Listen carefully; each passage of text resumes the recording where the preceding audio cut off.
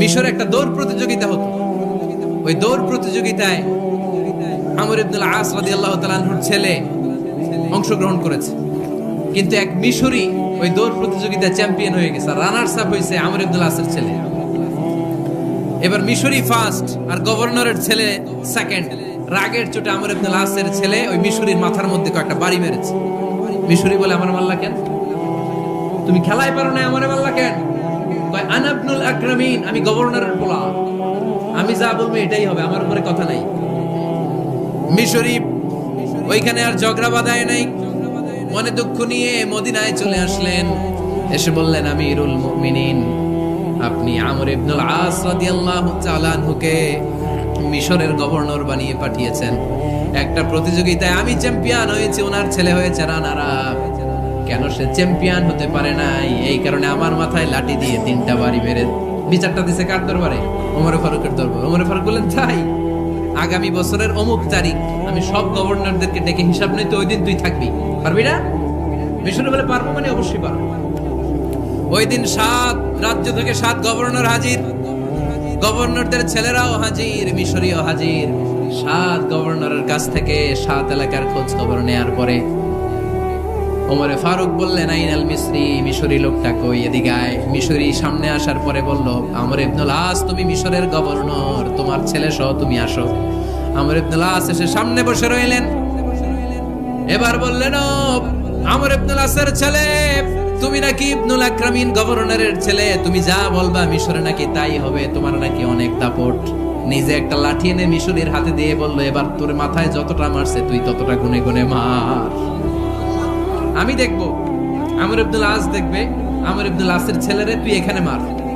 সে বলতেছে, থাক, আপনি বলছেন এতেই যথেষ্ট, মারা লাগবে না, আমি মাফ করে দিলাম। ওমরে ফারুক বলল, খবরদার, মার, মার ওর মাথার মধ্যে। মিশরি ওমরে ফারুকের ধমক শুনে ভয়ে ভয়ে 3টা বাড়ি মারল।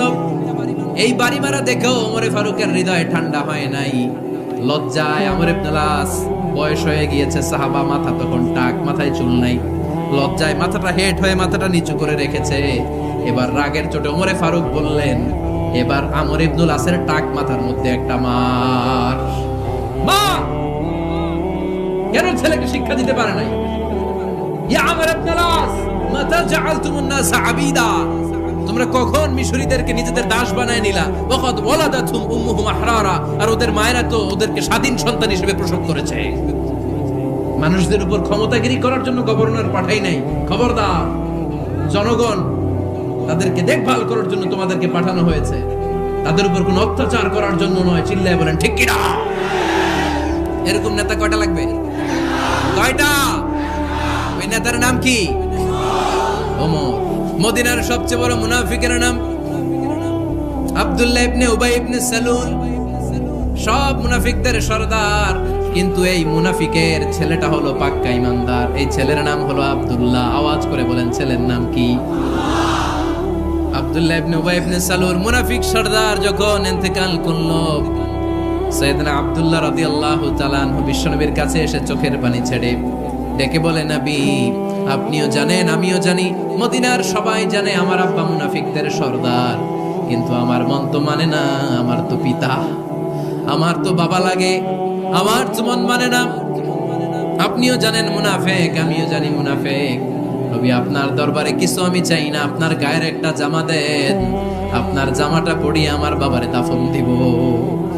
এর উসিলায় যদি আমার আব্বারে আল্লাহ মাফ করে দেয়, দয়ার নবী, মায়ের নবী জামা খুলে দিয়ে দিলেন। পড়েন সুবহানাল্লাহ। আব্দুল্লাহ রাদিয়াল্লাহু তাআলা আবার আবদার চললেন, নবী, জানি আমার বাবা মুনাফিক, কিন্তু আমার তো বাবা, আপনার দরবারে ফরিয়াদ, আপনি নিজে যে আমার বাবার জানাজার নামাজের ইমামতি করবেন। দয়ার নবী, মায়ের নবী জানাজার নামাজে যেতে চাইলেন। ওমরে ফারুক বললেন, নবী না, খবরদার, আপনি উবাই ইবনে সালুলের জানাজায় যাবেন না। বিশ্বনবী জোর করে যেতে চাইলেন। সাইয়েদনা ওমরে ফারুক বিশ্বনবীর জামা পেছন থেকে টেনে ধরলেন। আল্লাহু আকবার, টেনে ধরলেন, যাবেন না আপনি। ওমরে ফারুকের হাত থেকে হ্যাচকা টান মেরে জুব্বা টান দিয়ে বিশ্বনবী জানাজায় চলে গেলেন। রব্বুল আলামিন আয়াত নাজিল করলেন, ইস্তাগফির লাহুম আও লা তাস্তাগফির লাহুম ওয়া ইন তাস্তাগফির লাহুম 70 মাররাতান ফালান ইয়াগফিরাল্লাহু লাহুম। নবী গো, একবার নয়, দুইবার নয়, 70 বারও যদি এই মুনাফিকের জন্য আপনি ক্ষমা চান, তার জন্য ক্ষমা নাই, তার জন্য আছে জাহান্নাম। ওয়ালা তাকুম, আপনি যাবেন না আলা কবরি, কখনো তাদের জানাজায় যাবেন না। এই যে একটা ভুল করে ফেলছেন, এটা এইবারই শেষ, এরপরে আর যাবেন না। সাইয়েদনা ওমর ফারুকের পক্ষে আল্লাহ তাআলা কোরআনের আয়াত নাযিল করে দিলেন, চিল্লায়ে পড়েন আল্লাহু আকবার। ওমর ফারুক রাদিয়াল্লাহু তাআলা আনহু আমাদের সুপার হিরো, উনি জুমার খুতবা দিচ্ছেন মসজিদে নববীতে। খুতবার মাঝখানে হঠাৎ বললেন, ইয়া সারিয়াতাল জাবাল, ইয়া সারিয়াত ইবনে জানিমিল জাবাল। এই কথা বলেই আবার খুতবা দিতে শুরু করলেন। ওনার এই ইয়া সারিয়াত ইবনে জানিমিল জাবালের সাথে আগের কথারও কোনো মিল নাই, পরের কথারও কোনো মিল নাই। জুমার নামাজের পর মুসল্লি সাহাবারা ধরলেন, বললেন, ইয়া আমিরাল মুমিনিন। খুতবার মাঝখানে হঠাৎ করে ইয়া সারিয়াত ইবনে জানিমিল জাবাল বলে আপনি চিৎকার করলেন কেন? আপনার এই বাক্যের সাথে আপনার খুতবার আগের বাক্যের কোনো মিল নাই, আপনার খুতবার পরের বাক্যেরও কোনো মিল নাই। এই কথা আপনি কারে বললেন, কারে উদ্দেশ্য করে বললেন? এই কথার তাৎপর্য কি আমাদেরকে বুঝিয়ে বলে। ওমর ফারুক বললেন, আমি যখন খুতবা দিচ্ছি আমি দেখতে পেলাম ওই যে কয়েক মাস আগে আমি আমার মুসলিম সেনাবাহিনী পারস্যে আক্রমণের জন্য পাঠিয়েছি, বর্তমান ইরানের ওই বিশাল এলাকাতে পারস্যে আমি আমার ব্যাটালিয়ন পাঠিয়েছি। আমি হঠাৎ করে দেখতে পেলাম আমার মুসলিম বাহিনীর সেনাপতি যুদ্ধের এক পর্যায়ে তার ডানে আছে উপত্যকা, বায়ে আছে পাহাড়, সে পাহাড়ি রাস্তা ছেড়ে দিয়ে উপত্যকার দিকে যেতে শুরু করেছে। আমি দেখতে পেলাম আমার মুসলিম বাহিনী যদি উপত্যকার দিকে ছুটে বেড়ায়, কাফির মুশরিকরা আমার মুসলিম বাহিনীকে কচুকাটা করে ফেলবে। তাই আমি এখান থেকে তাদেরকে কমান্ড দিয়ে বলেছি, ইয়া সারিয়াতাল জাবাল, উপত্যকার দিকে নয় পাহাড়ের দিকে যাও, তাহলেই তোমাদের বিজয় নিশ্চিত হয়ে যাবে। উপত্যকার দিকে যেও না, ইলাল জাবাল, ইলা সারিয়াতিল জাবাল, পাহাড়ের দিকে ছোট। সাহাবারা অবাক, ঘটনা কি? উনি বসে আছেন মদিনায় মসজিদে নববীর মিম্বারে দাঁড়িয়ে, উনি যদি ইয়া সারিয়াতাল জাবাল বলে, এটা কি ইরানে যাবে নাকি? ও মিয়া, তখনকার সময়ে বর্তমানের মতো মোবাইল ছিল নাকি, ইন্টারনেট ছিল নাকি, কিছু ছিল? খালি মুখে আমি যদি বলি ইয়া সারিয়াতাল জাবাল, এটা ইরানে যাবে, ইন্ডিয়া যাবে, ঢাকায় তো যাবে, ফরিদপুর শহরেই তো বসবে না, ঠিক কিনা? কিন্তু এটা আমিরুল মুমিনিন বিশ্বাসী সাহাবারা বিশ্বাস করে নিল। কিছু মুনাফিক ছিল, এরা কয় না, ঝামেলাস, এটা তো সম্ভব না। এক কাজ করি, এই সেনাপতি যখন বিজয়ী বেশে মদিনায় ফিরে আসবে আর আমরা ধরব। এরা দিন গুনতে লাগলো, এই সেনাপতি মুসলিম বাহিনী নিয়ে পারস্য জয় করে কবে ফিরে আসবে। এই মুনাফিকের দলগুলো কখনো সেনাবাহিনীকে অভ্যর্থনা জানাতে যেত না, কিন্তু এইবার সবার আগে মদিনার উপকণ্ঠে যে সেনাপতিদেরকে অভ্যর্থনা জানানোর জন্য ফুল নিয়ে রেডি, ফুল নিয়ে দাঁড়ায়। সেনাপতি ঢুকার সাথে সাথে ধরছে, এই সেনাপতি কোত্থেকে আসছে? কয় পারস্য জয় করে আসছি। কয় এমন এমন দিন, জুমার দিন দুপুর বেলা যুদ্ধের মাঝখানে আমিরুল মুমিনিনের কণ্ঠের কোন কথাবার্তা শুনছো নাকি? সেনাপতি অবাক, কয় তোমরা জানলা কেমনে? শুনছি তো। সুবহানাল্লাহ পড়বেন না? আমরা যুদ্ধে একটা ভয়ঙ্কর অবস্থার মধ্যে ছিলাম, পেছন থেকে শত্রু আমাদেরকে আক্রমণ করতে শুরু করে দিল। ডানে যাব না বায়ে যাব, সামনে যাব নাকি পেছনে যাব, রাস্তা খুঁজে পাচ্ছি না। ডান দিকে ছিল আমাদের উপত্যকার রাস্তা, বাঁ দিকে ছিল পাহাড়ি পথ। আমরা সোজা পথ হবে মনে করে উপত্যকার দিকে ছুটতে আরম্ভ করলাম। হঠাৎ করে আমিরুল মুমিনিনের কণ্ঠ বজ্র কণ্ঠে আমার কানের মধ্যে ভেসে আসলো। আমার মনে হলো আমিরুল মুমিনিন কেমন যেন আমাকে কমান্ড দিচ্ছেন আর বলছেন, ইয়া সারিয়াতাল জাবাল, ডান দিকে উপত্যকার পথে নয়, তাড়াতাড়ি পাহাড়ের দিকে সৈন্য বাহিনী নিয়ে উঠে যা। পাহাড়ের দিকে, ডানে না। This is wrong track and this is the right track. ওই দিন যদি ওমর ফারুকের ওই গাইডলাইন, আমিরুল মুমিনিনের কমান্ড যদি আমি না শুনতাম, আজকে বিজয়ের বেশে ফিরতেও পারতাম না, আমাদের চেহারাও তোমরা দেখতে পেতে না। ওমর ফারুকের ওই কমান্ড, ওই গাইডলাইন অদৃশ্য থেকে শোনার কারণে এই পারস্যের মধ্যে আমাদেরকে সেই যুদ্ধে বিজয় দান করেছে কে? This is Omar Farooq, this is Omar Farooq. বিশ্বনবী বলছেন, ওমর মা লাকিয়াকা শাইতানু সালিকান ফাজ্জান ইল্লা সালাকা ফাজ্জান গায়রা ফাজ্জিক। ওমর, শয়তান ইবলিস যদি তোমার কোনো রাস্তা দিয়ে হাঁটতে দেখে, শয়তান ওই রাস্তা রেখে দিয়ে অন্য রাস্তা দিয়ে হাঁটে। শয়তান যদি দেখে যে ওমরে ফারুক এই রাস্তা দিয়ে হাঁটতেছে, শয়তান ওই রাস্তা রেখে দিয়ে অন্য রাস্তা দিয়ে হাঁটে। সুবহানাল্লাহ পড়েন। রাত্রিবেলা আমরা আমাদের বাচ্চা ছেলে মেয়েদেরকে যখন খাওয়াই, খেতে চায় না বাচ্চারা, এই চকলেট দেখায়া, এই মিনা কার্টুন দেখায়া, এইটা সেইটা এগুলো সেগুলো বলে, গল্প টল্প বলে ভুলায়া খাওয়ানো লাগে, তাই না? তারপরও খায় না। আমারও ছোট মেয়ে আছে, খেতে চায় না, এইটা সেইটা এমনি সেমনি খাওয়ানো লাগে। তো শেষে না পেরে মা বাবা বলতে বাধ্য হয়, ওই যে ভূত আসতেছে, ভূত, তাড়াতাড়ি তাড়াতাড়ি খাও, নাহলে যে ভূত ধরবে তোমার। ওই যে বাঘ আসতেছে, বাঘ, তাড়াতাড়ি খাইলে নাহলে বাঘে কামড়াবে। বলি না আমরা? মদিনাতে যখন ওমরে ফারুক আমিরুল মুমিনিন, মদিনার মায়েরাও বাচ্চাদেরকে খাওয়াতে পারতো না, ছোট্ট মেয়েদেরকে খাওয়াতে পারতো না, খাওয়া নিয়ে যন্ত্রণা করতো। বাচ্চারা যখন মদিনায় খেতে চাইতো না রাত্রি বেলায়, মদিনার মায়েরা বলতো তাড়াতাড়ি খাও, হা হুয়া ইয়াতি উমর, হা হুয়া ইয়াতি উমর, তাড়াতাড়ি খা, নাহলে ওই যে ওমর আসতেছে, Omar. This is our superhero সাইয়েদনা ওমর ফারুক রাদিয়াল্লাহু তাআলা। শুধু শয়তানি ভয় পেত না, মুনাফিকরাও ভয় পেত, জমের মতো ভয়। শুধু তাই না, আমাদের আম্মাজান বিষ্ণু ইসা ইসলামের স্ত্রীরাও ওমর ফারুককে ভয় পেতেন। সুবহানাল্লাহ কইবেন না? মাঝে মাঝে বিষ্ণু ইসা ইসলামের সাথে আম্মাজান আয়েশার ঝগড়া হতো, আল্লাহর হাবিব ইসা ইসলামের সাথে আম্মাজান আয়েশার ঝগড়া হতো। তো একদিন ঝগড়া হয়ে দুইজন রেগে আছে। খবরদার দুইজন রেগে থাকবেন না, একজন রাগলে আরেকজন থেমে যাবে, কারণ এই ছোট্ট ঝগড়া থেকে এটা অনেক সময় বিচ্ছেদের দিকে গড়ায়। আমার প্রিয় ফরিদপুরবাসী, ভাবি রেগে গেলে আপনি রাইগেন না, ওই দিন আপনি একটু ঠান্ডা থাকেন। আবার আপনি রেগে গেলে, আমার মাইকের আওয়াজ যদি ভাবিরা শুনেন, আপনারা রেগে যায় না, একটু ঠান্ডা থাকবেন। দুইজনে রেগে গেলে তো তৃতীয় বিশ্বযুদ্ধ শুরু হবে, তাই না? একজন রেগে গেলে আরেকজন ঠান্ডা, কারণ এই সামান্য ঝগড়া থেকে ইগোর কারণে এটা বিচ্ছেদ আর ডিভোর্স পর্যন্ত গড়ায়। আর শয়তান এখানে উস্কানি দেয়, কারণ ইমানদারদের ফ্যামিলি ভাঙতে পারলে শয়তান সবচেয়ে বড় খুশি হয়, আর ইমানদারদের ফ্যামিলি টিকে থাকলে খুশি হয়ে যায় কে? আম্মাজান আয়েশা রাদিয়াল্লাহু তাআলা আনহার সাথে বিষ্ণু ইসা ইসলামের ঝগড়া হতো মাঝে মাঝে।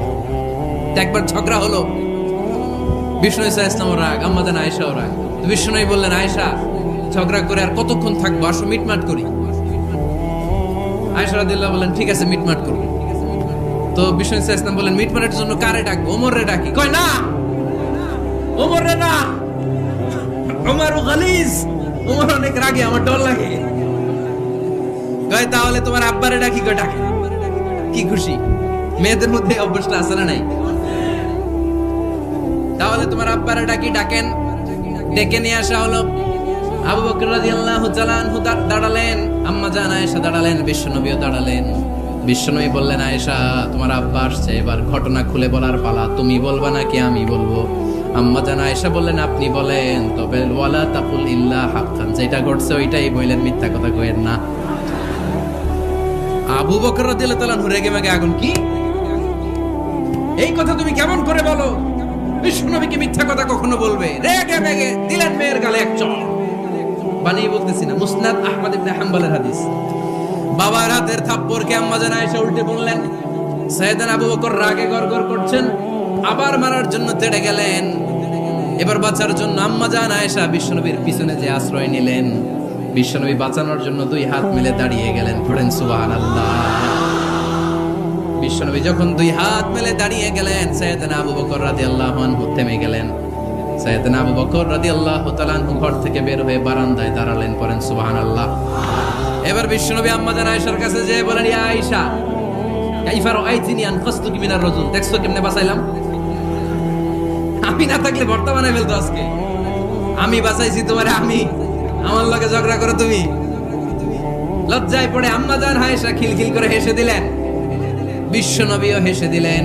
দুইজনের হাসির মধুর আওয়াজ শুনে সাইয়েদনা আবু বকর বাইরে থেকে অবাক, কিরে এতক্ষণ না ঝড় তুফান, এখন দেখি হাসি।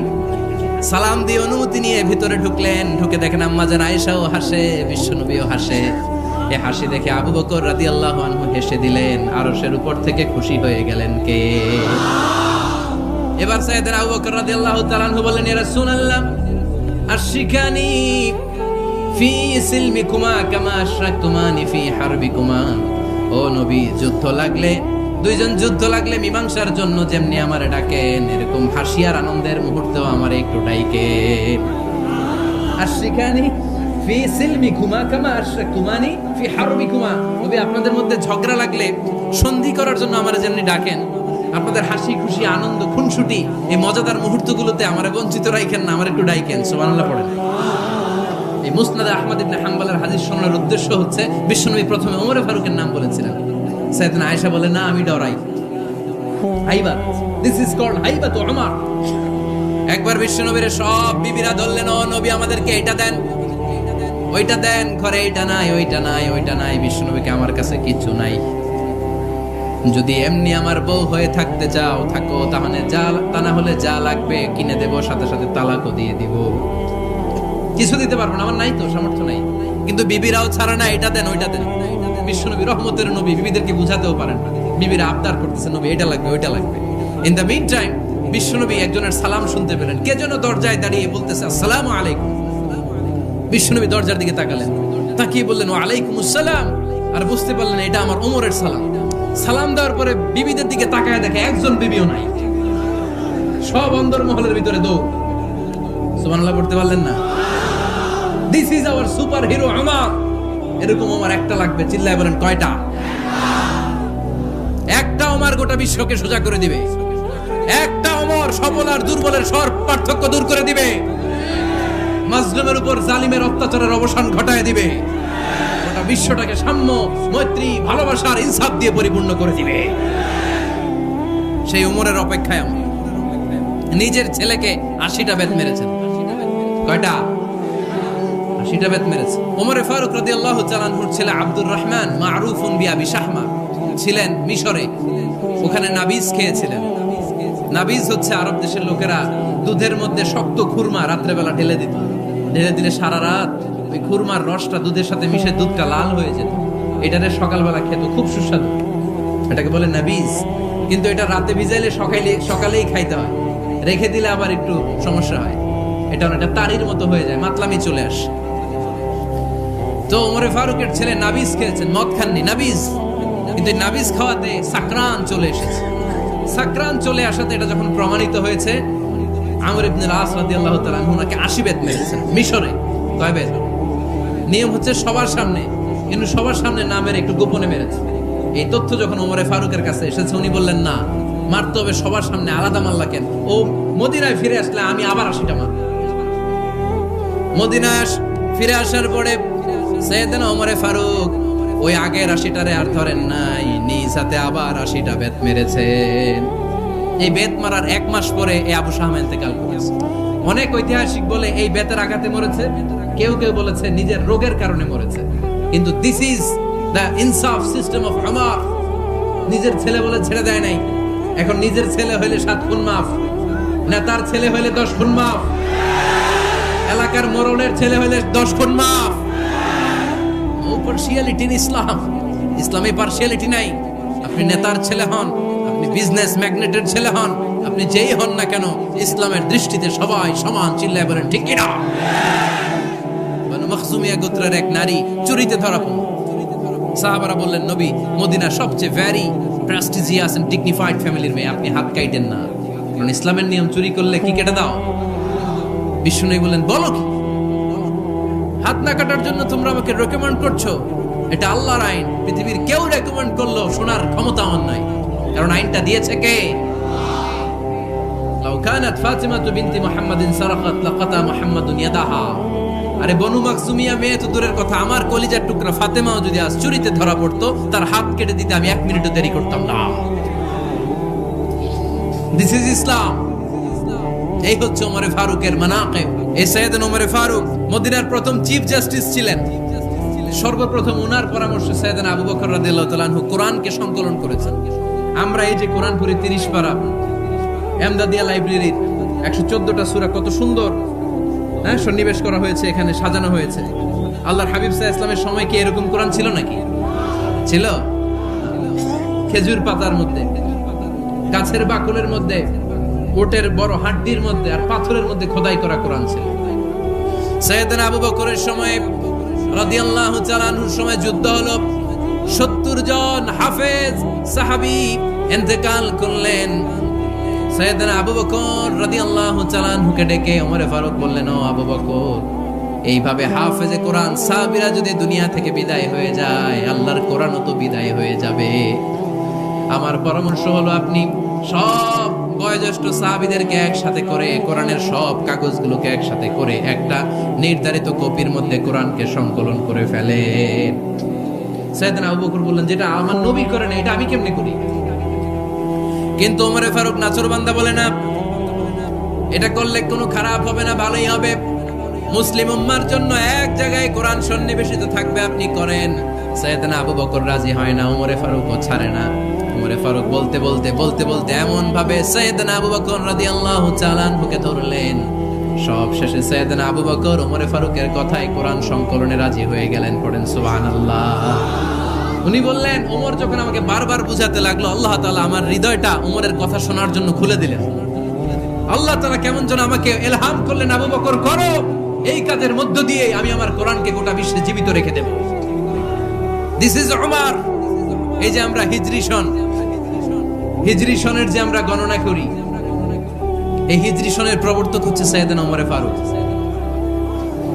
সুবহানাল্লাহ নাই? সাহাবারা বলল, আমিরুল মুমিনিন, খ্রিস্টানদের ঈসাই সন আছে, আমাদের মুসলমানদের কোনো সন নাই।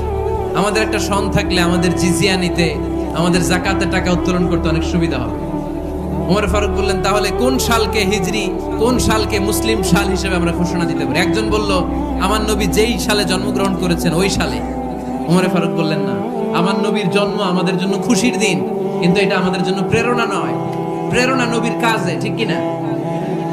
আরো কিছু সাহাবারা বলল, তাহলে যেই সালে আমার নবী ইন্তেকাল করেছে ওইটারে প্রথম সাল ধরেন। ওমর ফারুক বললেন, না, যেদিন তিনি ইন্তেকাল করেছেন এটা আমাদের দুঃখের দিন, এটা আমাদের প্রেরণা নয়। আমাদের প্রেরণা হচ্ছে বিশ্বনবীর ত্যাগ, তিতিক্ষা আর কাজের মধ্য দিয়ে। জোরে কোন ঠিক কিনা?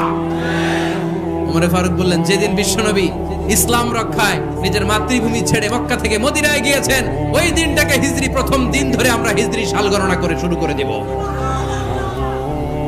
ওইটাই হচ্ছে হিজরি সন। সেখান থেকে হিজরি সনের প্রবর্তন করেছেন সাইয়েদনা ওমর ফারুক রাদিয়াল্লাহু তাআলা আনহু। এই যে স্টেট গভর্নমেন্ট, এই যে প্রিজন, জেলখানা, ক্যান্টনমেন্ট, সচিবালয়, গণভবন, বঙ্গভবন, মুক্তিযোদ্ধাদের ভাতা, রাষ্ট্রীয় ভাতা, এই সব নিয়ম কানুন সাইয়েদনা ওমর ফারুক তার রাষ্ট্রীয় আমলে তিনি নিজে করেছেন। চিল্লায় পড়েন আল্লাহু আকবার। মুসলমানদের আলাদা কারেন্সি, নিজস্ব মুদ্রা ব্যবস্থা নিজে চালু করেছেন। সৈনিকদের মধ্যে যারা বিবাহিত, প্রতি 6 মাস অন্তর অন্তর 1 মাসের ছুটি কাটাতে তারা ফিরে আসবে, সাইয়েদনা ওমর ফারুক চালু করেছেন। আওয়াজ করে পড়েন আল্লাহু আকবার। এই যে আমরা 20 রাকাত সালাতুত তারাবি পড়ি রমাদানে, করেন না আপনারা? এটা সাইয়েদনা ওমর ফারুক চালু করেছে। সুবহানাল্লাহ পড়তে পারলেন না? কোরআনে মোট 22টা আয়াত আছে যেখানে সাহাবারা ইনডিসিশনে ভুগছিলেন। বিশ্বনবীর মত একটা, ওমর ফারুকের মত আর একটা। এই 22 জায়গায় আল্লাহ তাআলা বিশ্বনবীর মতের পক্ষে আয়াত নাজিল না করে ওমর ফারুকের মতের পক্ষে কোরআনের আয়াত নাজিল করেছে। আওয়াজ করে পড়েন আল্লাহু আকবার। আমরা সাহাবীদের জীবন চরিত পড়তে চাই না, কত যে অনুপ্রেরণামূলক দৃষ্টান্ত সাইয়েদনা ওমর ফারুক আমাদের জন্য রেখে গিয়েছে। ওমর ফারুক যখন খলিফা, দিনের বেলায় যদি রাষ্ট্রে কোনো নিয়ম জারি করতেন, দিনের বেলায় জনগণকে কোনো বিষয়ে যদি নিষেধ করতেন, রাত্রে বেলায় খাওয়ার সময় ফ্যামিলি মেম্বারদের সবাইকে বলতেন, এই দিনের বেলা আমি জনগণকে এই কাজ করতে নিষেধ করেছি, তোমরা আমার ফ্যামিলি মেম্বার, খবরদার তোমরা এই কাজ করো না।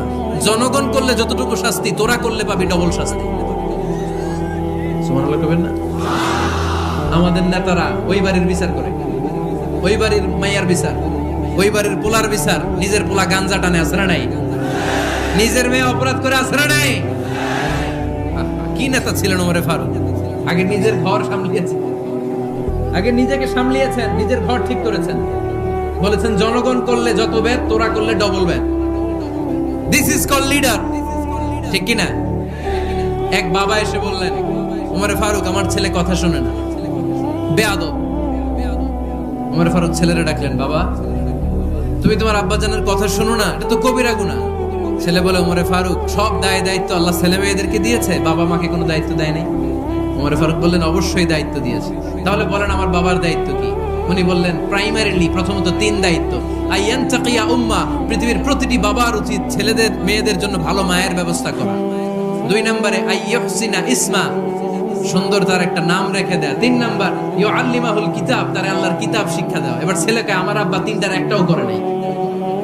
এবার ওমরে ফারুক রেগে গেলেন, বাবার কাঁধে ধরলেন, বললেন, তুই ছেলের জন্য বিচার নিয়ে আসলি, তোর 3টা দায়িত্বের একটাও তুই পালন করিস নাই। ছেলে বলে, আমিরুল মুমিনিন, আমার মা নর্তকী, আমার মা মাজুসি, আমার মায়ের মধ্যে কোনো আদব কাদব নাই, সুন্দরী দেখে আমার মারে বাবা বিয়ে করছে, আমার মায়ের কাছ থেকে জীবনে কিছু শিখি নাই।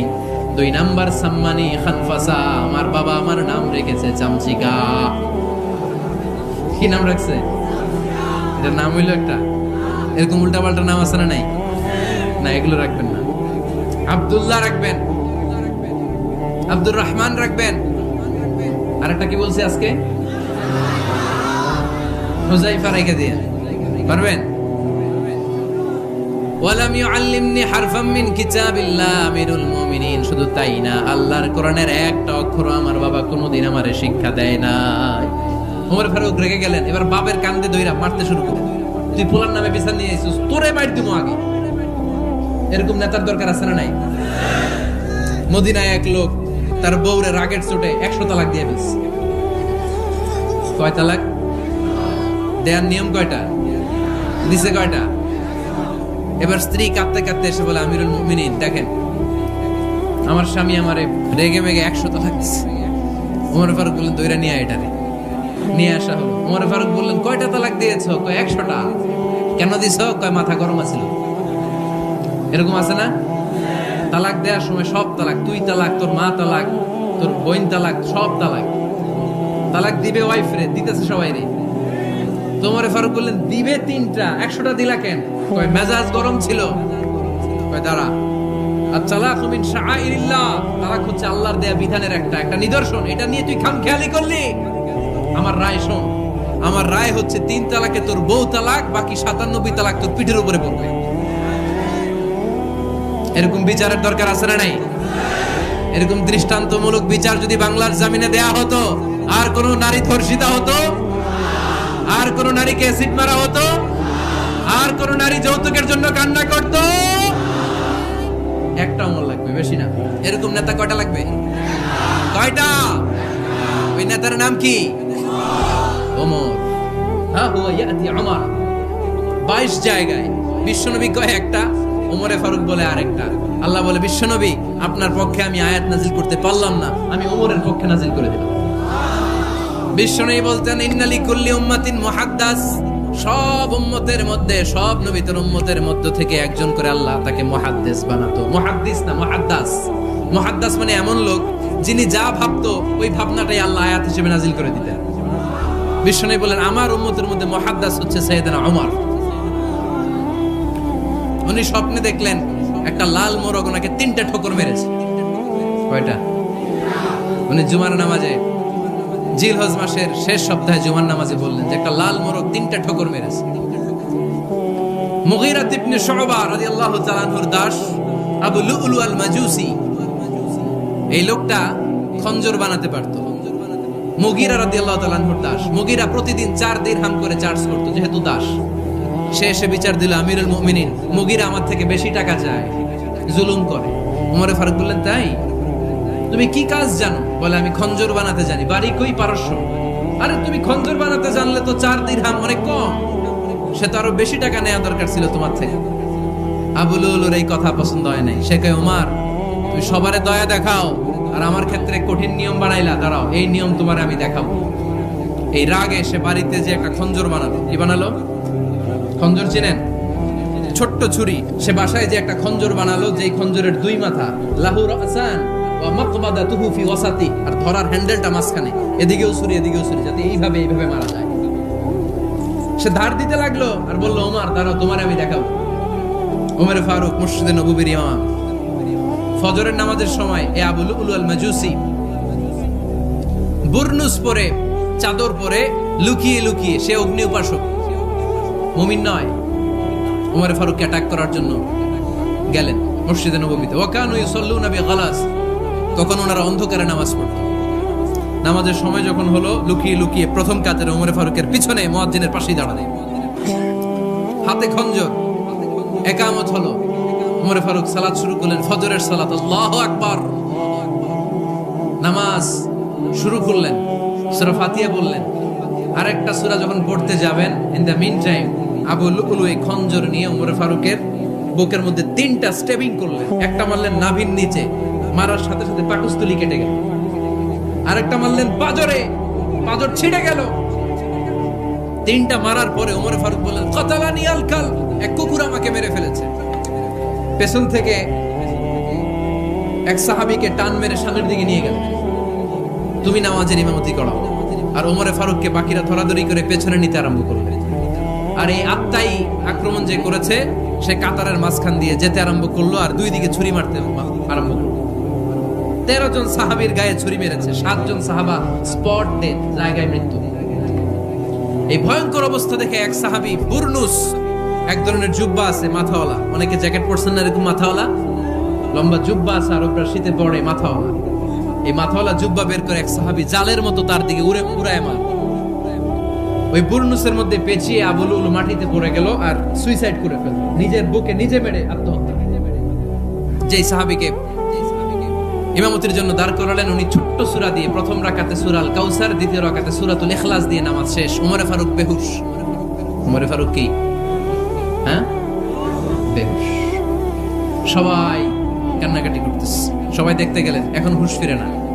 মুখের মধ্যে, মুখ খুলে রাষ্ট্রের চিকিৎসক মুখের মধ্যে দুধ দিলেন, ওই নাভি দিয়ে দুধ বের হয়ে যায়, পাকস্থলী কেটে ওখান দিয়ে দুধ বের হয়ে যাচ্ছে।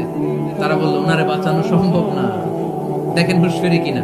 হুঁশ ফিরলে ওনার পরে কে আমির হবে, উনি যেন প্যানেল ঠিক করে দিয়ে যায়।